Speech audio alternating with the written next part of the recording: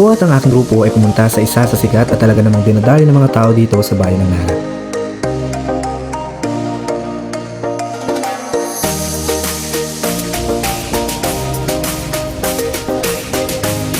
Ito ay matatagpuan sa Barangay Malapgaw, Nara, Palawan.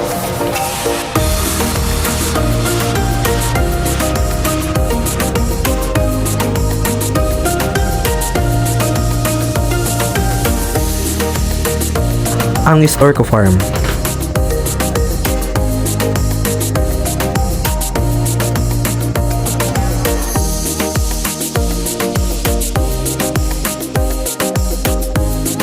Magandang araw, mabuhay!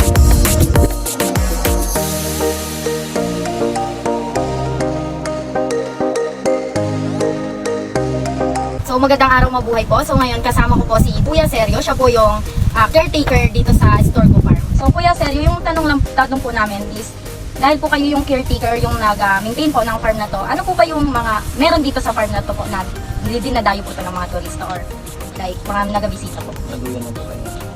Duyan sa atin. Kain-kain. Gaya nga ng sabi ni Kuya Sergio, ng Storco Farm daw ay talaga namang dinadayo dahil sa ang kinitong ganda at kapayapaang nabibigay sa mga tao. Isa pa talaga namang dinadayo dito ay ang marami nitong duyan sa ilalim ng puno na nagsisilbing pahingahan ng mga turista.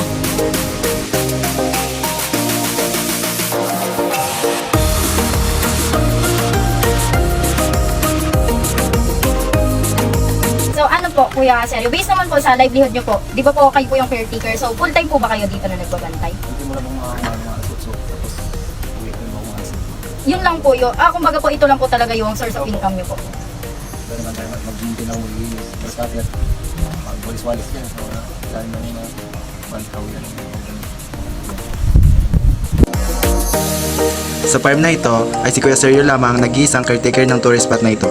Siya ang nag-iisa nag-maintain ng ganda ng place na ito sa pamamagitan ng palaging paglilinis at pag-gather scat.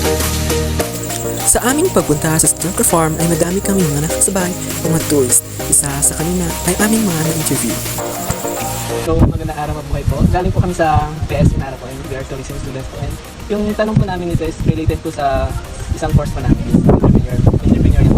And yung question is, bakit dito po sa Storco Farm niyo po napili magpunta or magtambay po? Ay kasama po yung mga kaibigan. Sa problema namin,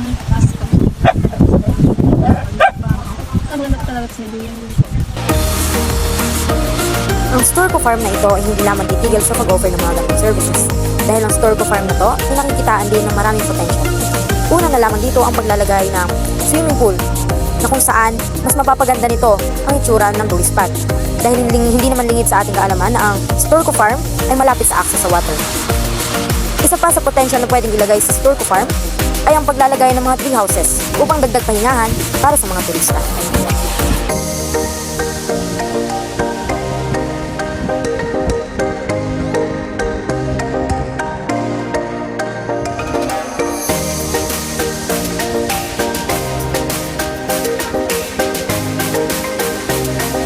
salamat, ingat po!